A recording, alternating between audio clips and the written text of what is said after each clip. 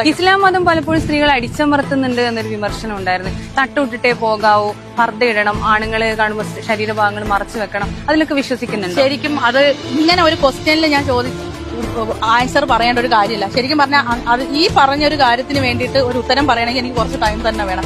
ഒറ്റ വാക്കിൽ ഇതാക്കണമെങ്കിൽ നിങ്ങൾക്ക് കുറച്ച് കോൺട്രവേഴ്സി ഉണ്ടാക്കാം എന്നുള്ളതല്ലാതെ അതിലൊരു കാര്യമില്ല. അല്ല, തട്ട തട്ട ഇടുന്നവരിട്ടോട്ടെ. എന്റെ മമ്മി പർദ്ദ യൂസ് ചെയ്യുന്ന കാരണം, കയ്യിൽ ഗ്ലൗസ് യൂസ് ചെയ്യുന്നത് കാരണം മമ്മി BSc നഴ്സും കഴിഞ്ഞ് ഇതുപോലെ ചെറിയ കയ്യിലുള്ള ബ്ലൗസും ഇട്ട് നടന്ന ആളാണ്. മമ്മി പർദ്ദ യൂസ് ചെയ്യുന്നുണ്ട്. കഴിഞ്ഞ ഒരു 10-25 വർഷമായിട്ട് മമ്മി പർദ്ദ, അത് മമ്മിയുടെ കംഫർട്ടബിൾ ആണ്. മമ്മി അതിൽ കംഫർട്ടാണ്. മമ്മി അത് ഇട്ടോട്ടെ. കാരണം ഒരു 10-20-25 വയസ്സിലൊക്കെ മമ്മി, ഒരു 22 വയസ്സിലൊക്കെ സാധാ സാരി ഇതുപോലുള്ള ഡ്രസ്സ് യൂസ് ചെയ്ത ആളായിരുന്നു. മമ്മിക്ക് അതിനുശേഷം അത് കംഫർട്ടബിൾ ആയതുകൊണ്ട് മമ്മി അത് യൂസ് ചെയ്യുന്നത്. അതുപോലെ ഇപ്പൊ ഞാൻ എന്റെ കുടുംബത്തിനെ കുറിച്ചുള്ള എനിക്ക് കൂടുതൽ പറയാൻ പറ്റും. മറ്റുള്ളവരെ നമ്മൾ അവർ എന്ത് ചെയ്യണമെന്ന് പറയാൻ നമ്മൾ ആരുമല്ല. അതിനുള്ള റൈറ്റ്സ് നമുക്കില്ലേ എന്തായാലും.